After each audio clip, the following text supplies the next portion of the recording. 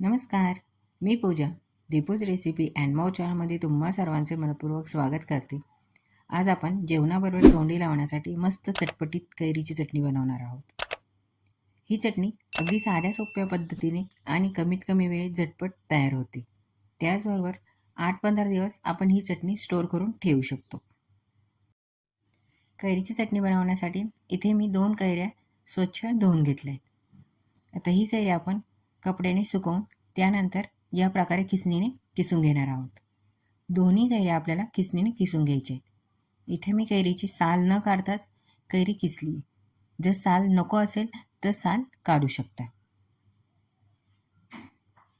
हे बघा, इथे आपली कैरी किसून झाली आहे. आता यानंतर इथे मी एक पॅन ठेवला आहे. या पॅनमध्ये 1 चमचा मोहरी घालते आहे, त्याचबरोबर अर्धा चमचा मेथी घातली आहे. आता हे आपण मंद आचेवर छान खरपूस भाजून घेणार आहोत.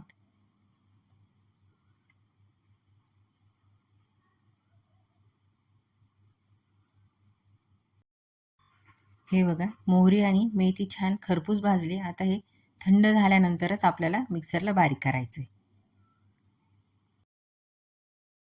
मोहरीची आणि मेथीची या प्रकारे आपल्याला पावडर तयार करून घ्यायची आहे.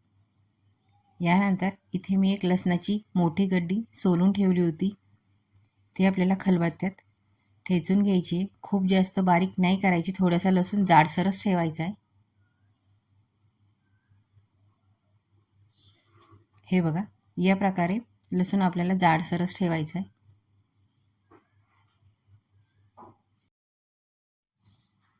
त्याचबरोबर इथे मी काही कढीपत्त्याची पाने स्वच्छ धुवून या प्रकारे कापून घेतली आहेत. आता जी कैरी खिसून ठेवली होती त्यामध्ये 2 चमचे लाल तिखट घालणार आहोत.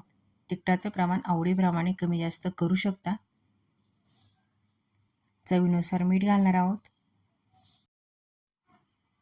आता यामध्ये आपण जी मोहरी आणि मेथी मिक्सरला बारीक करून घेतली होती ती यात घालणार आहोत. यानंतर हे मसाले कैरीमध्ये व्यवस्थित मिक्स करायचे आहेत.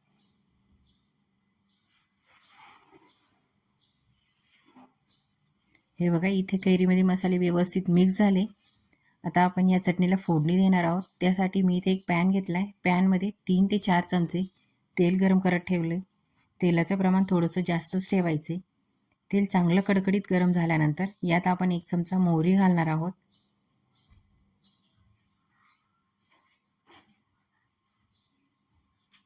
मोहरी छान फुलली आहे. आता यामध्ये आपण जो लसूण बारीक करून घेतला होता तो घालायचा आहे. लसूण शक्यतो खलबत्त्यामध्येच ठेचून घ्यायचा, म्हणजे तो खूप जास्त बारीक होत नाही. आता यामध्ये मी 3 ते 4 लाल मिरच्या या प्रकारे तोडून घातल्या आहेत. या मिरच्या ऑप्शनल आहे, नाही घातल्या तरी चालेल. आणि आता जो कढीपत्ता कापून ठेवला होता तो घालणार आहोत. ही फोडणी 1 मिनिट छान परतू द्यायची आहे. आता यानंतर फोडणी गरम असतानाच लगेचच या चटणीवरती घालणार आहोत.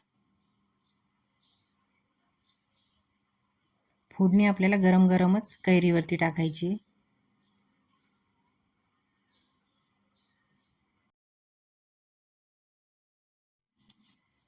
आता एखाद्या चमच्याच्या मदतीने आपण ही फोडणी कैरीमध्ये व्यवस्थित मिक्स करणार आहोत. या चटणीला फोडणीसाठी तेलाचं प्रमाण थोडंसं जास्तच ठेवायचं आहे, म्हणजे चटणी जास्त दिवस टिकते आणि छान मुरते पण.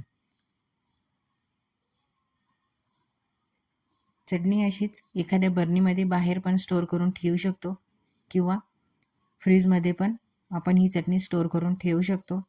8-15 दिवस ही चटणी सहज टिकते. ही चटणी बनवण्यासाठी कोणत्याही प्रकारच्या कैरीचा वापर करू शकता, फक्त कैरी पिकलेली नसावी. पिकलेल्या कैरीची चटणी खूप जास्त दिवस टिकत नाही, त्याचबरोबर ती चवीला पण चांगली लागत नाही. हे बघा, चटणी फोडणीमध्ये व्यवस्थित अशी मिक्स झाली आहे. दिसायलाच ही चटणी किती छान दिसते, तर मग चवीला तर खूपच छान लागते. या प्रकारे जेवणाबरोबर तुम्ही ही चटणी खाऊ शकता. तर मग तुम्हाला या कैरीच्या चटणीची रेसिपी आवडली असेल तर नक्कीच ट्राय करा. व्हिडिओला लाईक शेअर करा आणि प्लीज चॅनलला सबस्क्राईब करा.